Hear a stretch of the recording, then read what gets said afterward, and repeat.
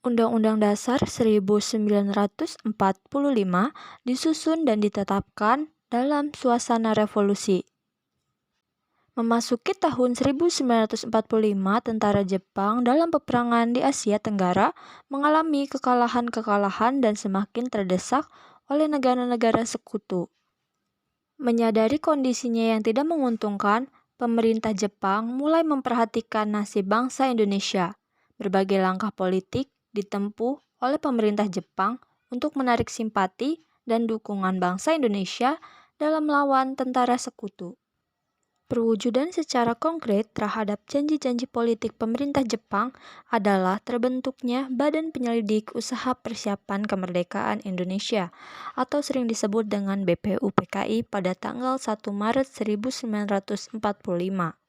Pendirian BPUPKI ini mempunyai tujuan untuk menyelidiki hal-hal yang penting mengenai kemerdekaan Indonesia serta menyusun berbagai rencana yang penting. Jadi, tugasnya masih sederhana bagi usaha pembentukan suatu negara merdeka. Artinya, badan ini tidak mempunyai kewenangan ke arah terbentuknya negara Indonesia merdeka secara konkret. Pembentukan badan ini bagi pemerintah Jepang tampaknya lebih merupakan suatu strategi politik daripada keinginan secara nyata untuk memberikan kemerdekaan kepada Indonesia. Hal ini mengingat pada tahun 1943, masalah Indonesia telah diputuskan untuk secara berangsur-angsur dimasukkan ke dalam wilayah kerajaan Jepang. Pembentukan BPUPKI oleh pemerintah Jepang ini disertai dengan penunjukan ketuanya, yaitu Dr. Rajiman Weddiodiningrat, dan dibantu oleh dua orang wakil ketua, yaitu R.P. Soeroso dan Ichibangase. Jumlah anggota BPUPKI adalah 62 orang, termasuk ketua dan 2 orang wakil ketuanya. Pada permulaan persidangan periode kedua, Ketua BPUPKI telah melakukan penambahan jumlah anggota sebanyak 6 orang. Dari keseluruhan keanggotaan BPUPKI, tampak bahwa badan ini belum sepenuhnya merupakan perwakilan dari bangsa Indonesia secara keseluruhan. Sebab, meskipun terdapat anggota-anggota yang berasal dari luar Jawa, tetapi anggota-anggota BPUPKI hanya pemimpin-pemimpin Indonesia yang berada di Pulau Jawa. Penyusunan Rancangan Undang-Undang Dasar 1945 oleh BPUPKI. Yang pertama, persidangan periode pertama 29 Mei sampai 1 Juni 1945. BPUPKI yang dibentuk pada tanggal 1 Maret 1945, pelantikannya baru dilakukan pada tanggal 28 Mei 1945. Dalam menjalankan tugasnya, BPUPKI telah mengadakan sidang-sidangnya yang dapat dibagi dalam 2 periode, yakni pertama tanggal 29 Mei 1945 sampai dengan 1 Juni 1945 dan kedua tanggal 10 Juli 1945 sampai dengan 17 Juli 1945. Meskipun pada awal pembentukannya, badan ini hanya bertugas untuk melakukan penyelidikan terhadap hal-hal yang penting bagi kemerdekaan. Namun, kenyataannya, badan ini telah melangkah jauh menuju persiapan Indonesia merdeka. Agenda dari sidang-sidangnya menunjukkan bahwa BPUPKI telah melangkah sebagai suatu badan yang secara sadar berada pada posisi untuk membentuk negara. Dalam persidangan periode pertama, BPUPKI telah memulai tugasnya dengan membicarakan masalah yang sangat penting, yakni tentang dasar negara. Ada beberapa tokoh yang berpartisipasi dalam menyampaikan pikiran-pikiran dan pandangan-pandangan mengenai dasar negara. Tokoh pertama yaitu Muhammad Yamin, tokoh kedua yaitu Suepomo, tokoh ketiga yaitu I.R. Soekarno. Adapun pembicara lain yaitu Muhammad Hatta. Adapun yang pertama yaitu pidato Muhammad Yamin. Pidato Muhammad Yamin dalam sidang BPUPKI periode pertama ini dilakukan 2 kali. Pidato pertama disampaikan pada tanggal 29 Mei 1945 yang membahas tentang dasar negara. Sedangkan pidato kedua disampaikan pada tanggal 31 Mei 1945 yang membahas tentang daerah dan kebangsaan Indonesia. Pada kesempatan pidato yang pertama, Muhammad Yamin mengemukakan pikiran dan pandangan tentang 5 asas dan dasar negara kebangsaan Republik Indonesia, yakni pertama, pri kebangsaan, kedua, pri kemanusiaan, ketiga, pri ketuhanan, keempat, pri kerakyatan, dan kelima, kesejahteraan rakyat. Ketika membahas dasar yang keempat, yakni pri kerakyatan, Muhammad Yamin mengemukakan adanya 6 sifat-sifat yang tidak dapat dipakai dan 9 sifat yang harus dijadikan syarat mutlak dalam membentuk faham negara Indonesia. Selain menyampaikan tentang pokok-pokok pikiran tentang asas dan dasar negara, Muhammad Yamin juga menyampaikan rancangan sementara perumusan Undang-Undang Dasar Republik Indonesia. Yang kedua yaitu isi pidato Suepomo. Berbeda dengan pembicara sebelumnya yang telah menyampaikan 5 asas dan dasar dalam membentuk negara. Suepomo pada kesempatan pidatonya mempermasalahkan tentang stateside, yakni menurut dasar apa negara Indonesia akan didirikan. Bertolak dari pertanyaan tersebut, maka lebih lanjut Suepomo mengemukakan bahwa ada 3 aliran pikiran tentang pendirian negara, yakni yang pertama teori individualisme, kedua teori golongan, ketiga teori integralistik. Dari 3 alternatif yang ditawarkan tersebut, menurut Suepomo, yang paling cocok untuk pendirian negara Indonesia adalah teori integralistik, yakni negara yang bersatu dengan seluruh rakyatnya yang mengatasi seluruh golongan-golongannya dalam bidang apapun. Yang ketiga yaitu isi pidato Soekarno. Menurut Soekarno, dasar negara itu menyangkut philosophic Grundlage, yakni fundamen, filsafat, pikiran yang sedalam-dalamnya untuk di atasnya didirikan gedung Indonesia Merdeka yang kekal dan abadi. Dengan berdasarkan pada pemahaman dasar negara, sebagai suatu philosophic Grundlage, Soekarno mengajukan 5 dasar negara, yakni pertama, kebangsaan Indonesia, kedua, internasionalisme atau pri kemanusiaan, yang ketiga, mufakat atau demokrasi, yang keempat, kesejahteraan sosial, dan kelima, ketuhanan. 5 dasar-dasar negara tersebut oleh Soekarno dinamakan Pancasila.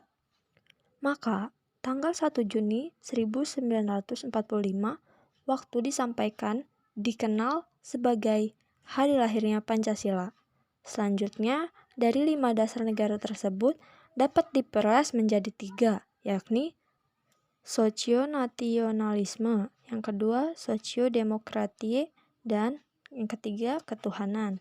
Akhirnya, Soekarno mengemukakan bahwa dari 5 dasar dijadikan 3 dan yang 3 dapat dijadikan 1, yakni gotong royong, yang merupakan perkataan asli Indonesia.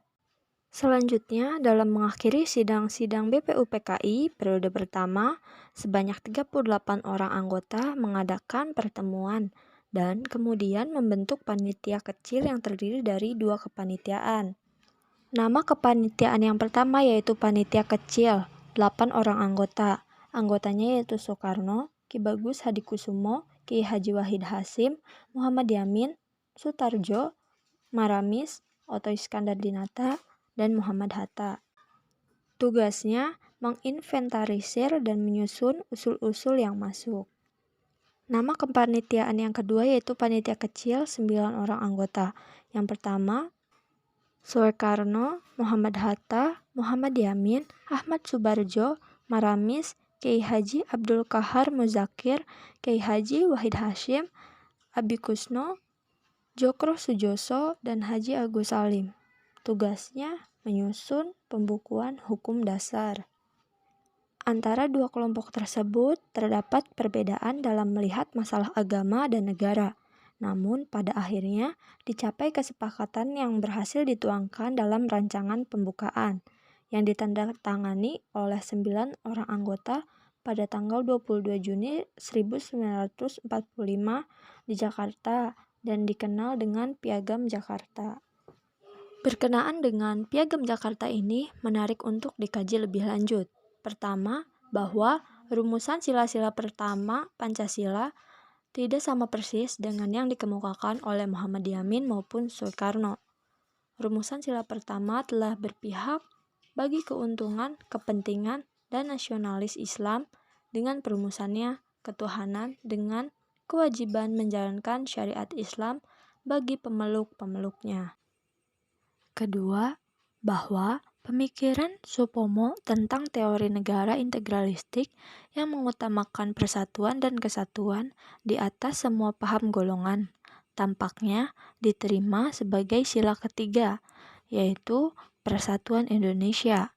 Akan tetapi, dalam masalah hubungan agama dan negara, teori integralistik Supomo tidak dapat diterima, sebab dalam Piagam Jakarta terdapat rumusan ketuhanan dengan kewajiban menjalankan syariat Islam bagi pemeluk-pemeluknya. Ini berarti bahwa negara telah berpihak kepada umat Islam yang merupakan jumlah penduduk terbesar di Indonesia. Selanjutnya itu rapat besar BPUPKI periode 2 tanggal 10 Juli sampai dengan 17 Juli 1945. Setelah sidang-sidang BPUPKI periode pertama tanggal 29 Mei sampai 1 Juni 1945, selesai dengan berbagai usulan-usulan yang telah diinventarisir dan disepakatinya. Piagam Jakarta 22 Juni 1945. Badan ini memasuki sidang-sidang BPUPKI periode kedua yang dilaksanakan pada tanggal 10 Juli sampai 17 Juli 1945. Dalam sidang tanggal 10 Juli 1945 ini, masalah yang menarik antara lain diterimanya bentuk republik melalui pemungutan suara. Ini berarti bahwa pada mulanya tidak ada kesepakatan mengenai bentuk negara republik atau monarki. Antara bentuk republik dan bentuk monarki dilihat dari penetapan kepala negaranya. Memang mempunyai konsekuensi yang beda. Monarki atau kerajaan, kepala negara ditentukan atas dasar keturunan dan masa jabatan yang tidak terbatas, sedangkan republik, kepala negara dilandasi oleh asas persamaan dan masa jabatannya dibatasi untuk waktu tertentu. Dengan dipilihnya bentuk republik untuk Indonesia, berarti di dalamnya tercermin adanya pembagian kekuasaan rakyat seluruhnya yang merupakan perwujudan cita-cita pergerakan kemerdekaan. Selanjutnya, dalam sidang tanggal 11 Juli 1945, berbagai masalah yang menarik untuk dilihat lebih lanjut seperti pengangkatan Muhammad Yamin oleh Ketua BPUPKI dalam Panitia Keuangan dan Perekonomian yang diketuai oleh Muhammad Hatta. Padahal Muhammad Yamin dalam persidangan telah banyak menyampaikan pikiran dan pandangan secara sistematis berkaitan dengan materi muatan rancangan Undang-Undang Dasar. Berbagai anggota memprotes tentang penempatan Muhammad Yamin dalam Panitia Keuangan dan Perekonomian. Selanjutnya itu rapat Panitia Perancang Undang-Undang Dasar. Setelah rapat besar BPUPKI pada tanggal 11 Juli 1945 selesai dengan dibentuknya berbagai kepanitiaan, maka Panitia Perancang Undang-Undang Dasar yang diketuai oleh Soekarno mengadakan rapat Panitia Perancang Undang-Undang Dasar 11 Juli 1945. Masalah yang menarik dalam rapat Panitia Perancang Undang-Undang Dasar 11 Juli 1945 adalah dipersoalkannya kembali ketuhanan dengan kewajiban menjalankan syariat Islam bagi pemeluk-pemeluknya, tetapi tidak berhasil. Ini menunjukkan bahwa hasil kompromis antara nasionalis Islami dengan nasionalis sekuler yang tertuang dalam Piagam Jakarta 22 Juni 1945 benar-benar merupakan jalan terbaik bagi bangsa Indonesia dalam membentuk Indonesia merdeka. Dengan demikian, kata-kata ketuhanan dengan kewajiban menjalankan syariat Islam bagi pemeluk-pemeluknya telah teruji untuk yang kedua kalinya dalam persidangan BPUPKI, dan yang mempersoalkan sama-sama dari kalangan Kristiani atau Katolik, namun dari orang yang berbeda. Selanjutnya, dalam menanggapi sifat Undang-Undang Dasar, disadari bahwa pembuatan Undang-Undang Dasar berada dalam suasana perang. Meskipun demikian, terdapat dua pendapat dalam melihat sifat Undang-Undang Dasar. Pendapat pertama mengemukakan bahwa yang dimasukkan dalam Undang-Undang Dasar adalah hal-hal yang dapat dijalankan dalam suasana perang. Jadi, pendapat pertama sangat sederhana dan pragmatis. Akan tetapi, pendapat kedua menginginkan bahwa tidak hanya hal-hal yang dapat dijalankan dalam masa perang, tetapi juga hal-hal yang walaupun belum dapat dilaksanakan, sebaiknya dimasukkan pula dalam Undang-Undang Dasar. Jadi, pendapat kedua ini agak lebih ideal apabila dibandingkan dengan pendapat pertama. Rapat Panitia Perancang Undang-Undang Dasar tanggal 13 Juli 1945. Dalam rapat panitia ini, pokok-pokok pembicaranya adalah yang menarik, yaitu Wahid Hasyim mengusulkan bahwa pasal 4 ayat 2 Presiden harus beragama Islam, dan dalam pasal 29 ditegaskan Islam dijadikan agama negara. Usulan ini dilihat oleh Wongsonegoro sebagai mementahkan kembali hasil kompromis dalam preambul dan Jajadiningrat. Nampaknya mengemukakan jalan tengah, yaitu bahwa dalam praktek sudah tentu yang menjadi presiden orang Indonesia yang beragama Islam.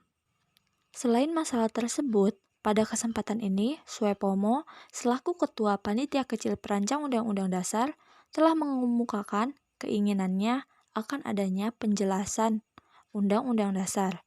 Hal itu dikemukakan oleh Suepomo ketika menanggapi anggota Wurjoningrat. Dari keterangan Suepomo tersebut, terlihat bahwa adanya penjelasan Undang-Undang Dasar sudah didasari sejak pembahasan rancangan Undang-Undang Dasar, meskipun bukan merupakan keputusan Rapat Panitia Perancang Undang-Undang Dasar BPUPKI tanggal 13 Juli 1945. Selanjutnya yaitu Rapat Besar BPUPKI pada tanggal 14 Juli 1945.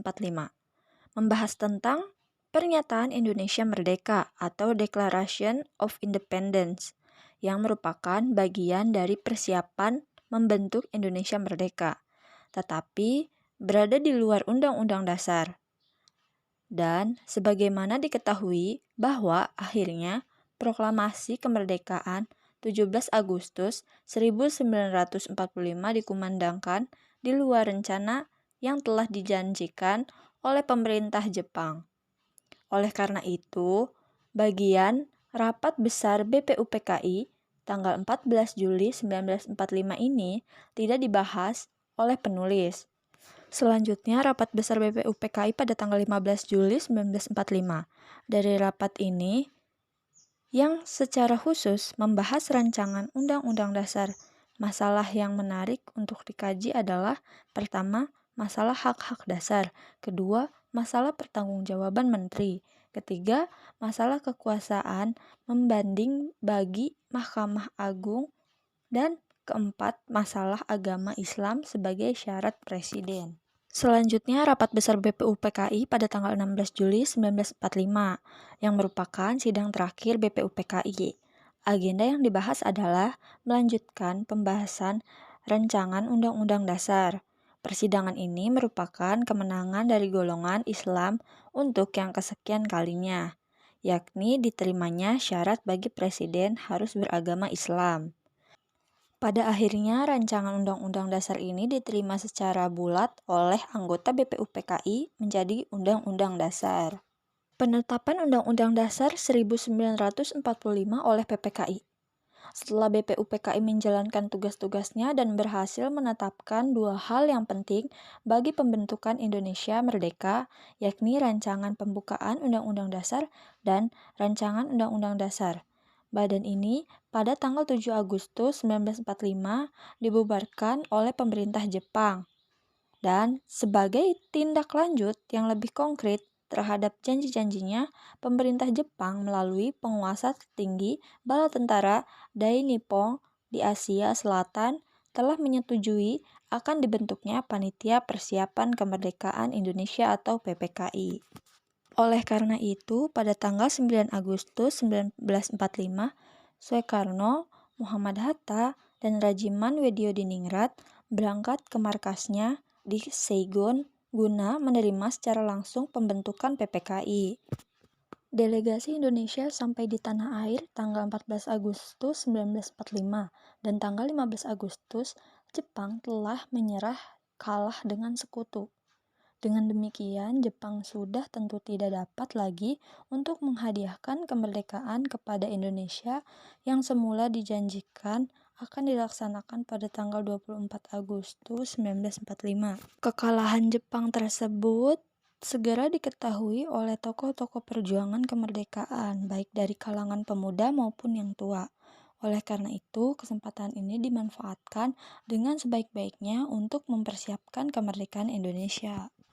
Setelah melalui perdebatan strategi perjuangan kemerdekaan, selang 2 hari dari Jepang menyerah, tepatnya tanggal 17 Agustus 1945, proklamasi kemerdekaan Indonesia dikumandangkan oleh Soekarno dan Muhammad Hatta atas nama bangsa Indonesia di Jalan Pegangsaan Timur, nomor 56 Jakarta.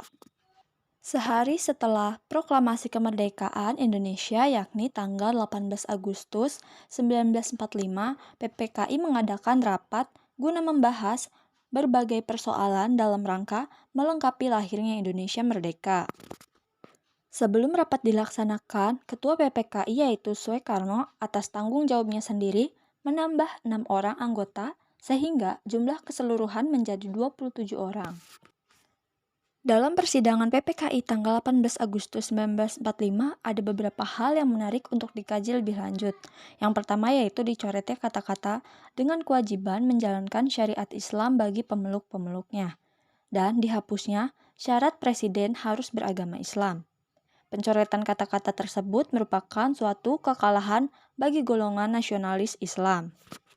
Tetapi merupakan puncak kemenangan bagi perjuangan nasionalis sekuler yang selama persidangan BPUPKI selalu mengalami kekalahan dari golongan nasionalis Islam. Kedua, pernyataan Soekarno selaku Ketua PPKI yang mengemukakan bahwa Undang-Undang Dasar ini adalah Undang-Undang Dasar Kilat, Undang-Undang Dasar sementara yang merupakan revolusi groundwork. Dari pernyataan Soekarno tersebut memperlihatkan bahwa pembuatan Undang-Undang Dasar berada dalam suasana revolusi yang menuntutnya adanya tindakan cepat guna kelengkapan kemerdekaan. Ini berarti bahwa PPKI lebih mengutamakan syarat formal adanya suatu Undang-Undang Dasar daripada syarat material yang menyangkut isi dari Undang-Undang Dasar. Yang ketiga yaitu rancangan Undang-Undang Dasar hasil karya BPUPKI memberikan manfaat yang besar dalam proses pembahasan dan penetapan Undang-Undang Dasar. Meskipun adanya usulan-usulan perbaikan, redaksi, dan sistematiknya, akan tetapi dapat dikatakan sekitar 75% naskah rancangan Undang-Undang Dasar BPUPKI diterima oleh PPKI. Yang keempat yaitu Muhammad Yamin sebagai orang yang banyak usulan-usulan tentang materi Undang-Undang Dasar pada sidang-sidang BPUPKI ternyata tidak masuk sebagai anggota PPKI. Kelima, Soepomo selaku Ketua Panitia Kecil perancang Undang-Undang Dasar pada masa BPUPKI dengan tidak mengurangi rasa hormat dan sumbangan pemikiran anggota yang lainnya merupakan arsitek dalam pembuatan Undang-Undang Dasar. Demikianlah proses pengesahan dan penetapan pembukaan Undang-Undang Dasar dan Undang-Undang Dasar Negara Republik Indonesia pada tanggal 18 Agustus 1945. Yang perlu dicatat adalah bahwa PPKI pada sidang tersebut tidak mengesahkan dan menetapkan adanya penjelasan Undang-Undang Dasar 1945 sebagaimana yang dapat dilihat dalam naskah Undang-Undang Dasar 1945 selama ini.